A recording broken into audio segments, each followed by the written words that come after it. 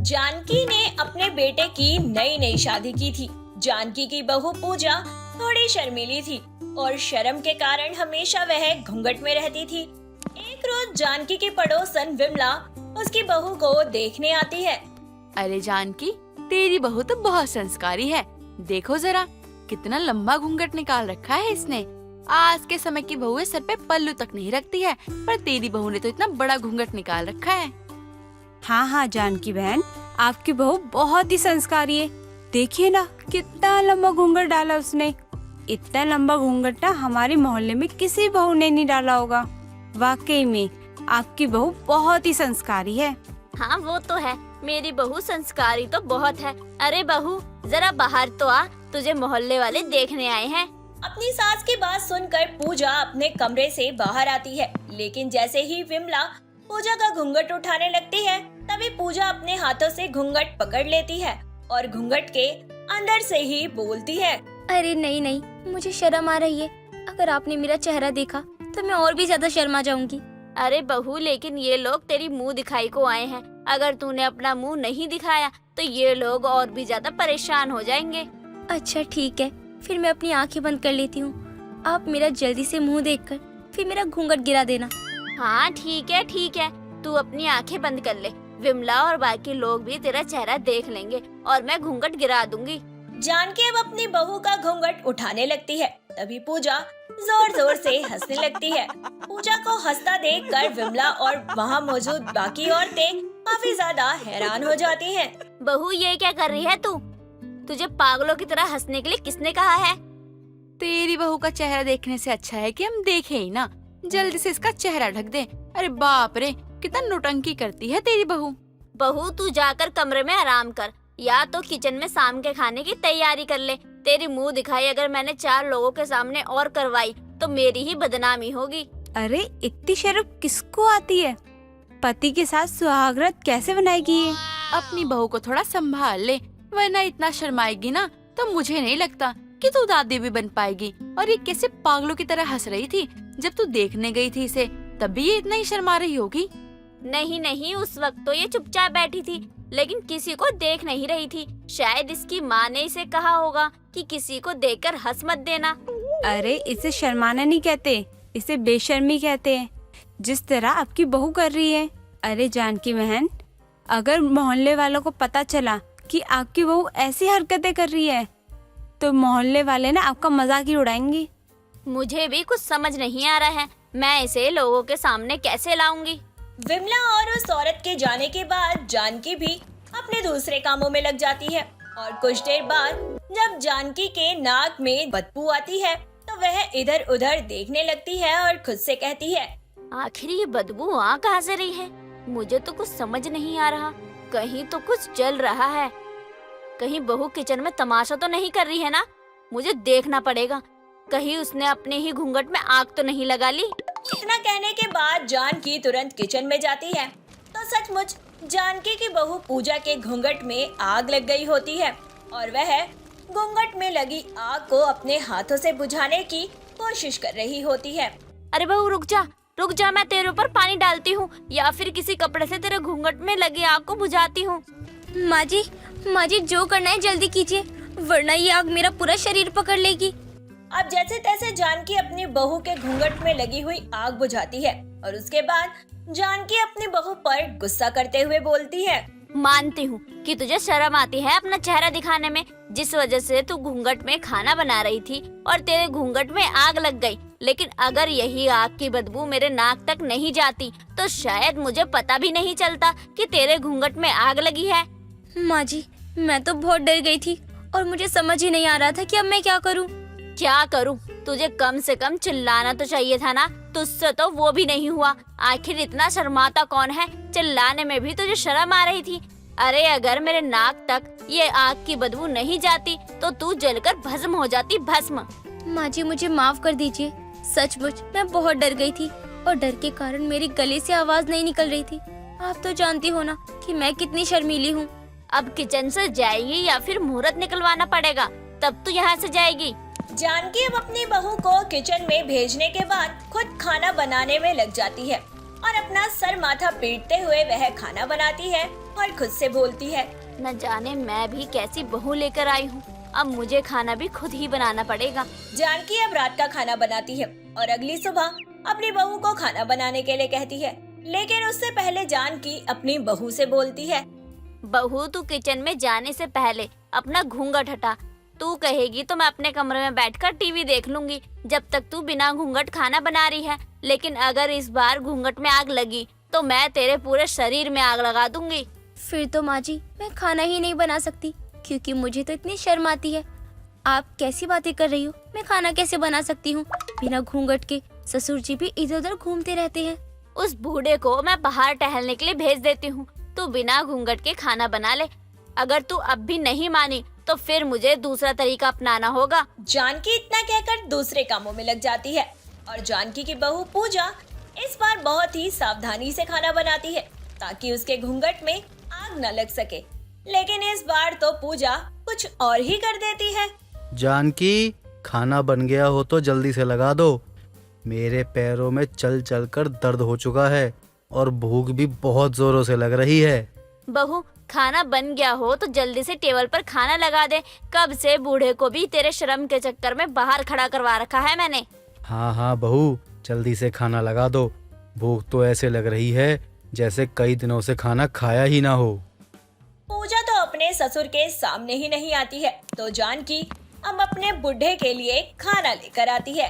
और खाना लग जाने के बाद जैसे ही अशोक अपने मुंह में पहला निवाला डालता है, वह खाने को थूकते हुए गुस्से में जानकी से बोलता है। अरे खाने में नमक मिर्च इतना सारा कौन डालता है? बहू, तुझे खाना बनाना नहीं आता क्या? अरे ऐसा खाना कौन बनाता है? राम राम राम, ऐसा खाना मैंने आज से पहले कभी नहीं खाया। जानकी, आज के बाद अगर तुमने अपने हाथों से खाना नहीं बनाया तो मैं खाने का एक निवाला तक नहीं खाऊंगा। बहू, तुझे खाना बनाना नहीं आता? खाने में नमक मिर्च भला इतना कौन डालता है? माँ जी, लगता है घूंघट की वजह से नमक और मिर्ची दोनों ही सब्जी में ज्यादा हो गए हैं। मैंने ध्यान नहीं दिया, वो भी घूंघट की वजह से। मुझे कुछ दिख नहीं रहा था ना, इसीलिए मुझसे गलती हो गई। आपने तो मुझे कहा था कि घूंघट हटा ले बहू। बहू, मैंने कहा था ना तुझे घूंघट हटाकर खाना बना, वरना आज भी कोई ना कोई गलती तो तू जरूर करेगी। पर देखा, तूने गलती नहीं, खाना ही खराब कर दिया पूरा। माँ जी, मुझसे गलती हो गई, अब मैं क्या कर सकती हूँ इसमें? लेकिन आइंदा से मैं ध्यान रखूंगी। लेकिन खाना खाने वाले तो अभी भूखे रह गए ना, तो इसकी सजा तुझे बराबर मिलेगी। आज तुझे शादी करके इस घर में आए हुए 1 महीना भी नहीं हुआ है। अब मैं तुझे उल्टे पाँव तेरे मायके भेज रही हूँ। जब तक तू अपनी आदतें नहीं सुधारेगी, तू मेरे घर की बहू बनने लायक नहीं है। नहीं माँ जी, ऐसा मत करिए। मैं घर जाऊंगी तो मेरी बहुत बदनामी होगी और माँ भी मुझे बहुत सुनाएगी। और तुझे अपनी माँ की डांट तो सुननी ही पड़ेगी ना, तभी तू सुधरेगी भी। भगवान बचाए ऐसी शर्मीली बहू से जो रसोई में रोज कांड कर रही है।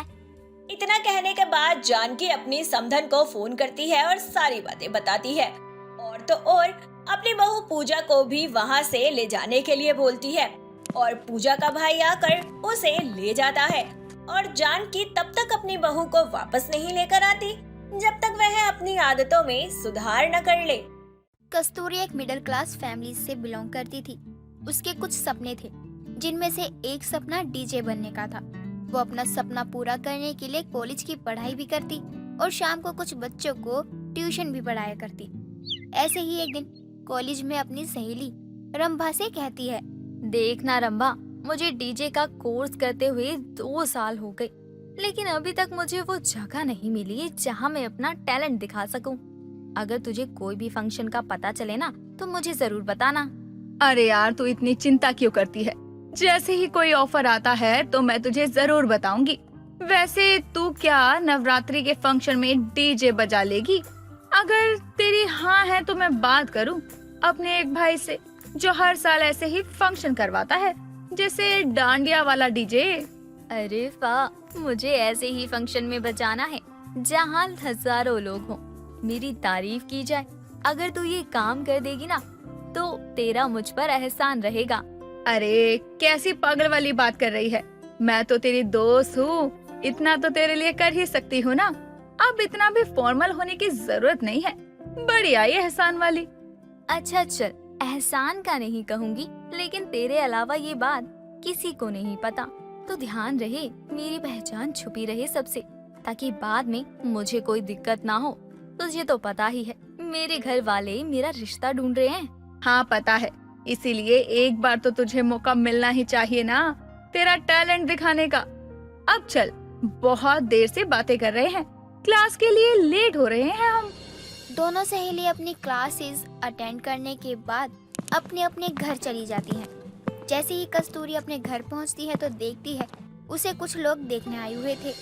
कुछ देर बाद उनके जाते ही कस्तूरी अपनी माँ से पूछती है, माँ, आपने मुझे एक बार बताना तक जरूरी नहीं समझा कि मुझे लड़की वाले देखने आ रहे हैं।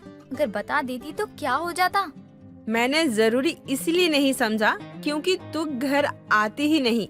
मुझे पता है तुझे शादी नहीं करनी है अभी, लेकिन हमारा भी फर्ज है कुछ। अच्छा, कैसा फर्ज? लड़की की शादी जल्दी कर दो और घर से भगा दो। अब तो मैं बोझ बनने लगी हूँ शायद, इसलिए मेरी शादी करवा रही हो आप। अरे पागल, हर माँ बाप का सपना होता है कि उनके जीते जी उनकी बेटी की शादी हो जाए। अगर हमने ये सपना देख लिया तो क्या गुनाह कर दिया। लेकिन माँ, मुझे और पढ़ना है, छोटे छोटे बच्चों को पढ़ाना है, और मेरी भी तो कुछ सपने हैं जिनको मुझे पूरा करना है।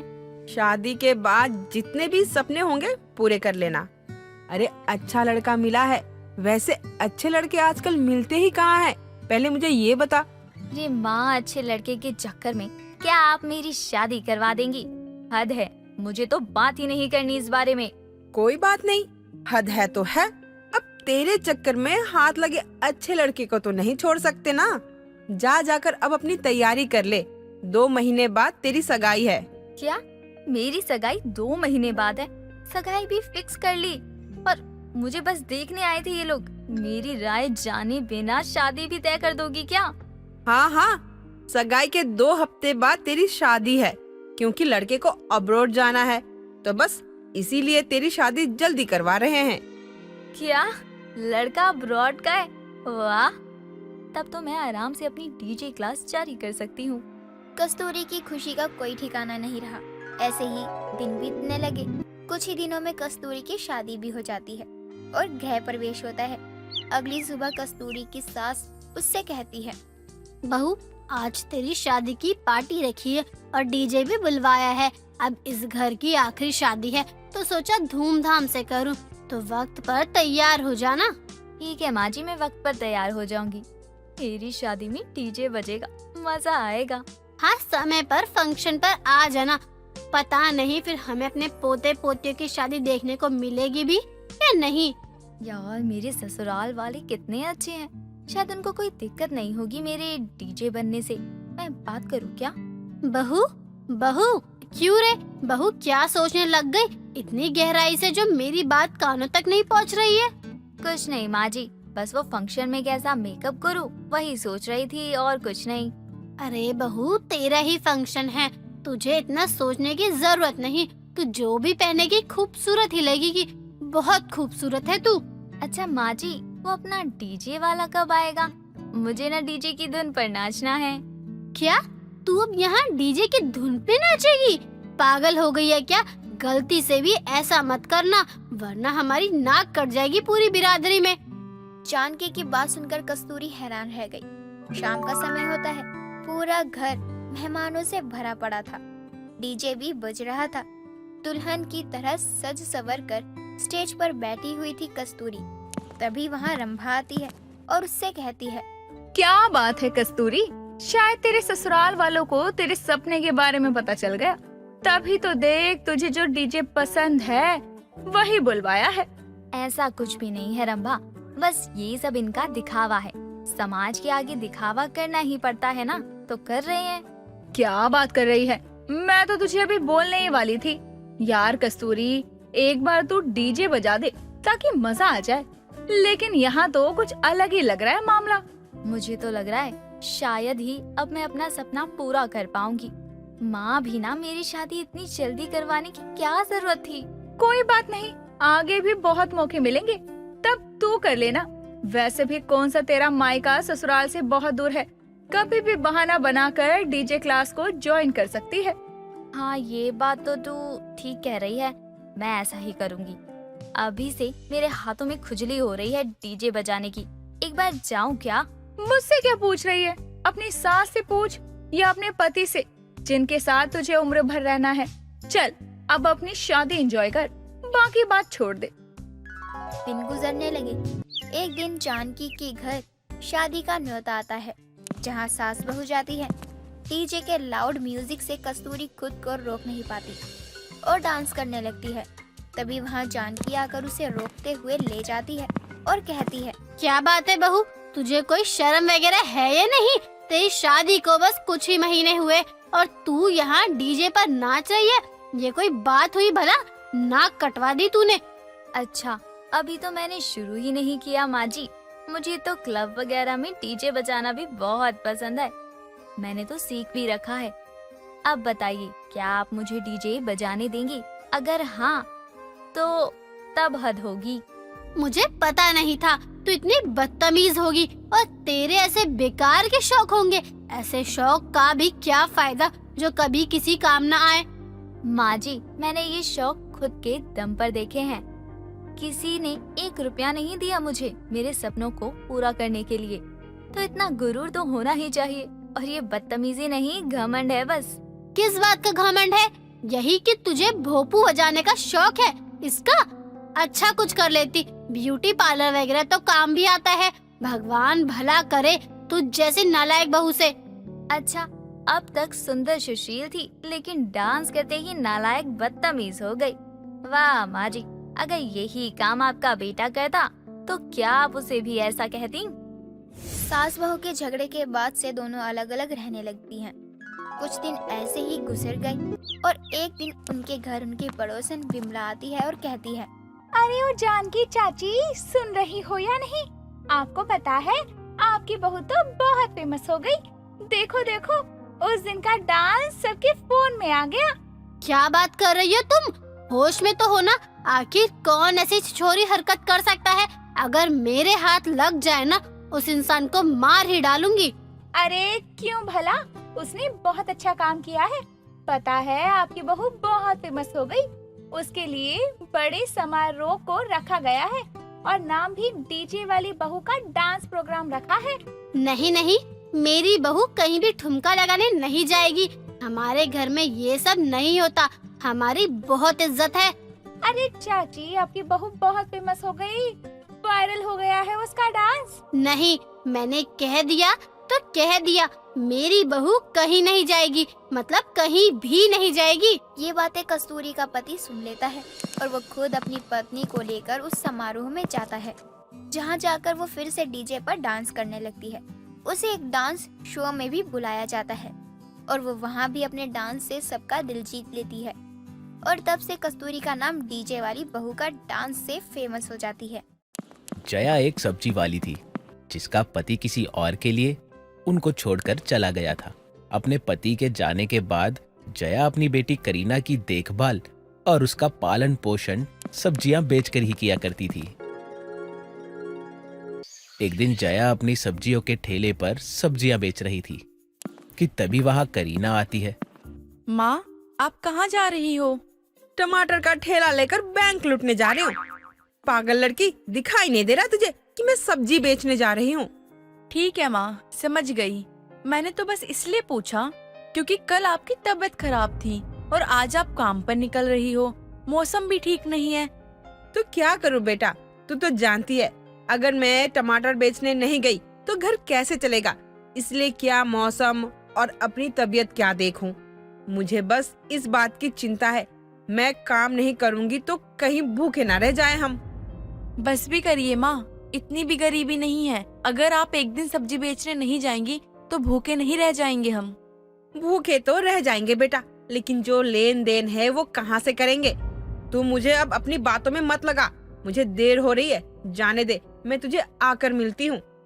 करीना उसे रोकने की कोशिश करती है लेकिन वो सुनती ही नहीं और सब्जियां बेचने के लिए निकल जाती है। करीना भी माँ के जाने के बाद घर का काम करने लग जाती है और जया रोजी रोटी कमाने लग जाती है। टमाटर ले लो, टमाटर, लाल लाल ताजे ताजे लाल लाल टमाटर। जया अपने ठेले पर बैठकर टमाटर बेचने के लिए आवाज लगाना शुरू कर देती है, लेकिन उसकी तरफ कोई आता ही नहीं। और अचानक से वहां अर्जुन नाम का एक लड़का आता है। कैसे दे रहे हो भाई टमाटर, बताओ तो जरा। आप भी बड़े अजीब हो भाई साहब, टमाटर के दाम पूछ रहे हैं। आजकल टमाटर के दाम ऐसे आसमान छू रहे हैं, छोटे से छोटे बच्चे को इसका रेट पता होगा। आप तो फिर भी बड़े हो। हाँ वो तो पता है, लेकिन सबके अपने अपने दाम होते हैं। अरे आप भी तो बताओ कि आप किस दाम में दे रहे हो टमाटर। और हाँ, सही सही लगाना जरा दाम। देखो भाई साहब, सही क्या बताना, जो रेट चल रहा है वही दाम होगा, 25 रुपया पाव। अब आप बताओ आपको कितना चाहिए। ये क्या बात कर रही हो? अरे भगवान से तो डरो, इतने महंगे कोई टमाटर भी बेच रहा होता है क्या मार्केट में? मैं तो जेब में 100 रुपए ही लेके आया था। सोचा था 4-5 सब्जियां खरीदूंगा और कुछ टमाटर भी खरीदूंगा, लेकिन अब तो ऐसा लग रहा है कि 100 रुपए में सिर्फ टमाटर ही आएंगे। इस समय हमारा कुछ नहीं बच पा रहा है, हमारे पास तो कुछ बचता नहीं भाई साहब। अब आपको सस्ते में दे देंगे तो हम कैसे चलेंगे? जैसे तैसे करके बस हमारी जिंदगी की गाड़ी चल ही रही है। रहने दो, हमें नहीं चाहिए तुम्हारे टमाटर। अगर सही सही दाम लगाते हो तो दे दो भाई टमाटर। बिल्कुल नहीं भाई साहब, इतनी बड़ी गाड़ी में आए हैं आप, तब आपको टमाटर महंगा लग रहा है, तो सोचिए हम गरीबों पर क्या बीत रही होगी। मैंने सीधा सवाल पूछा है तुमसे, तुम दाम करके टमाटर दोगी तो दे दो, अगर नहीं दोगी तो कोई बात नहीं। आपको इतनी तरह से समझा लिया, फिर भी नहीं समझ रहे। आप अभी भी मेरे जवाब का इंतजार कर रहे। मैं आपको 1 रुपया कम करके ना दूं टमाटर, फिर चाहे मुझे टमाटर से भरा ठेला घर ही क्यों वापस ना ले जाना पड़े। जया की बात सुनकर अर्जुन चिढ़ जाता है और उसे गुस्से से घूरते हुए अपनी गाड़ी के पास जाने लगता है। वहीं उसे दूसरा सब्जी वाला दिखता है जिसके पास टमाटर थे, लेकिन कुछ अच्छे नहीं थे, और सस्ते होने के कारण अर्जुन वो लेकर जया को दिखाता हुआ चला जाता है। जया अपने टमाटर बेचने की बहुत कोशिश करती है, लेकिन उसके टमाटर बिकते ही नहीं और वो अपना टमाटर का ठेला लेकर घर आ जाती है। सत्यानाश हो उस गाड़ी वाले का, सुबह सुबह आकर बोनी खराब कर गया। उसके जाने के बाद एक भी ग्राहक नहीं आया मेरे ठेले पर। क्या हुआ माँ? आप रात के समय किसको आशीर्वाद दे रही हो? आया था एक आदमी कार में, लेकिन नीयत का इतना छोटा कि क्या बताऊं, 1 पाव टमाटर भी नहीं ले पाया। फिर मुझे दिखा दिखा कर रामू के ठेले से सड़े गले टमाटर ले गया, और बकवास तो इतनी कर रहा था कि क्या बताऊं। माँ, आप जब इतने महंगे टमाटर लेकर बाहर बेचने निकलोगी तो लोग कहाँ ही खरीदेंगे? आप दाम कम करके देखो, देखना कितनी भीड़ लग जाएगी। क्या चाहती है, क्या मन है तेरा? मैं टमाटर ऐसे दान में दे दूं? अरे थोड़ा दाम कम करने की क्या जरूरत है, फ्री में ही उठा कर दे देती हूँ। इसलिए मैं आपसे बात नहीं करती हूँ, मुझसे पता नहीं क्या दुश्मनी है। जब देखो जहर वाली उल्टी सीधी बातें करती रहती हो। आपके महंगे टमाटर नहीं बिक रहे तो इसमें मैं क्या करूँ? कुछ मत कर, तू यहाँ बैठ ही रह सिर्फ और मेरा सर खा, क्योंकि तुझे बस यही करना आता है। पूरे दिन सिर्फ खाती रहती है और घर में पड़ी रहती है। कभी तेरे मन में ख्याल आया है कि माँ की थोड़ी मदद कर दूं? कभी मैं ही टमाटर बेचने चली जाऊं? माँ, आप तो यही चाहती हो कि मैं भी आपकी तरह सब्जियाँ बेचूं, लेकिन मुझसे ये नहीं होगा। मुझे कुछ बड़ा करना है। कुछ दिनों से तुझसे तो सब्जियाँ नहीं बिक रही है, पता नहीं क्या करेगी ये लड़की। आपसे कौन सी सब्जी बिक जाती है? रोज यही टमाटर भरा हुआ ठेला लेकर जाते हो और शाम को भी वैसे ही ले आते हो। अच्छा, अगर ऐसा है तो अब तू ही मुझे टमाटर बेच कर दिखा दे। ठीक है, अब मैं आपको दिखाती हूँ कि टमाटर कैसे बेचे जाते हैं। अगर कल शाम को टमाटर का ठेला खाली नहीं हुआ तो फिर आप बताना मुझे। करीना की बात सुनकर उसकी माँ खुशी से उसके सर पर हाथ रखती है और अगले दिन टमाटर का ठेला लेकर सब्जी मंडी के लिए निकल जाती है, जहाँ वो भी अपनी माँ की तरह टमाटर बेचती है। पर टमाटर के महंगे दाम सुनकर कोई भी टमाटर लेता ही नहीं। सुबह से शाम होने वाली है, अभी तक एक भी ग्राहक नहीं आया। बहुत गुस्सा आ रहा है। अब समझ में आया कि माँ इतना क्यों चिल्लाती है।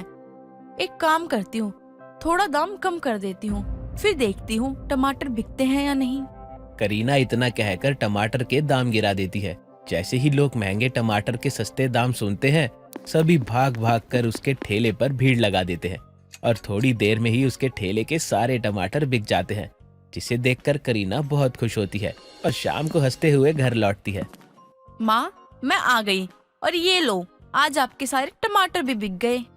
ये जादू कैसे हो गया? एक भी टमाटर नहीं बचे, सारे बिक गए। आज की पब्लिक पागल हो गई थी क्या? सच बता, क्या किया तूने ऐसा कि तेरे सारे टमाटर बिक गए? अगर माँ को मैंने ये बता दिया कि मैंने महंगे टमाटर सस्ते में बेच दिए हैं तो ये मुझे जिंदा खा जाएगी। अब इन्हें कौन समझाए? कुछ ना होने से अच्छा कुछ तो हो। बोलना अब, मुंह में दही जम गई है क्या तेरे? माँ, ये सब अपना अपना टैलेंट होता है। टैलेंट किसी को बताना नहीं चाहिए, वरना नजर लग जाती है।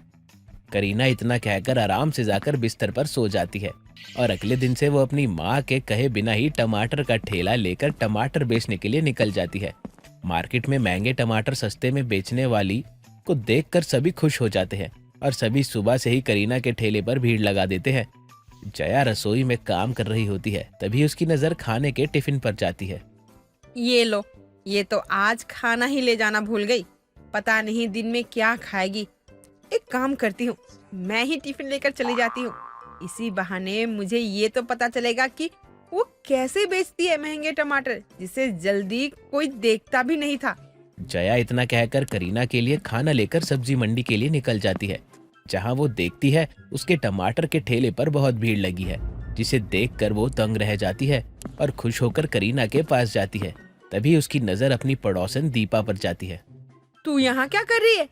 जब मैं बेचने आती थी टमाटर, तब तो तू कभी टमाटर खरीदने नहीं आई, लेकिन मेरी बेटी जब टमाटर बेचने आई है तो तू तो बड़ी जल्दी खरीदने आ गई।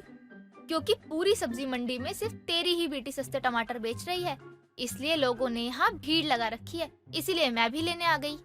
क्या महंगे टमाटर सस्ते में? हाँ जया बहन, बहुत सस्ते में टमाटर मिल रहे हैं और ऐसा करने वाली और कोई नहीं, आपकी बेटी ही है। दीपा और अपनी माँ की बातें सुनकर करीना डर जाती है।